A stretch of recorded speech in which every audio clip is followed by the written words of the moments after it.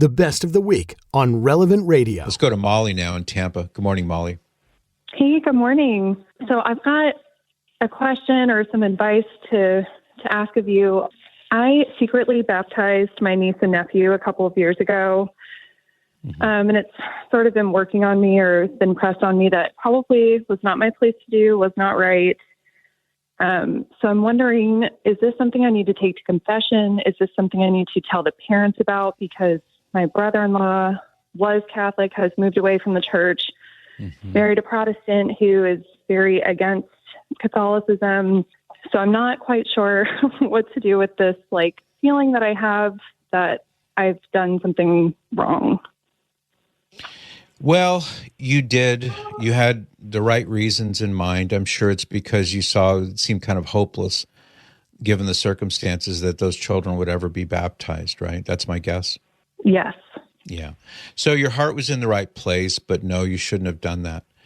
Because although the clandestine baptism, assuming that it was valid, and I'm assuming you used water, and you poured the water over the child's head, and as you were saying the words, I baptize you in the name of the Father and of the Son and of the Holy Spirit, right? Yes. Okay, so we can presume validity, but at the same time, it's illicit, and the illicity, if we want to use the fancy term, is that the church does not say to you, Molly, or to me, Patrick, listen, if you think the situation calls for it, go ahead and baptize these babies. One, because it's contrary to their parents' express wishes. Number two, because when you receive baptism, it does indeed regenerate the soul and it eradicates the condition of original sin. It eradicates all sin. Now, who knows how old these children were? You didn't tell me. But all the good things that accrue from the sacrament of baptism are certainly present. But with that also comes the rights and obligations that they as baptized Catholics have that they can never, at least during the time of their childhood, they're not likely to ever be able to achieve. So it puts them now in a difficult situation because they won't be going to Mass because the parents don't believe. They won't be receiving their other sacraments, which they have a right to receive. There's no record of it in the church. And so if they were ever to become Catholic, that would be a hugely complicating factor. Were you ever baptized? No, I don't think so. Or maybe my aunt did in the kitchen sink. I just don't remember. So your heart was in the right place, but it creates a whole lot of problems for the children. And naturally, urgently, we want the children to be baptized because of the power of Jesus working in the sacrament, of course, so I'm with you on that. But what I would do is, when you asked about confession, is when you go to confession next, mention it and just say, I did this out of a desire to see the children baptized, and I wasn't fully aware of what the other implications might be. I wasn't trying to do anything wrong. I thought I was trying to do the right thing.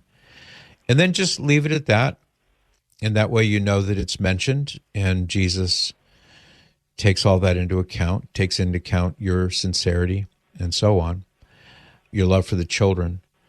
But the next step would be you would need to, see, this is the sticky part here. You would need to get a baptismal record for these children at the parish so that there is a record. And they'll need that in the future if they become Catholic to get married, for example. And even if they don't become Catholic, let's say that the boy grows up and falls in love with a Catholic girl and they're going to have a Catholic wedding. Well, they'll ask him for his baptismal certificate, and he won't have one. So then it becomes a question of, they'll say, well, we should do a conditional baptism because there's no evidence that you were ever baptized. So maybe the next thing you can do would be to sit down with the parish priest and say, here's what I did, here's how I did it, here's what I said, I used water, I had the intention to baptize. And then he'll make the prudential decision about what the next step is. And it may well be to file a baptismal certificate there at the parish.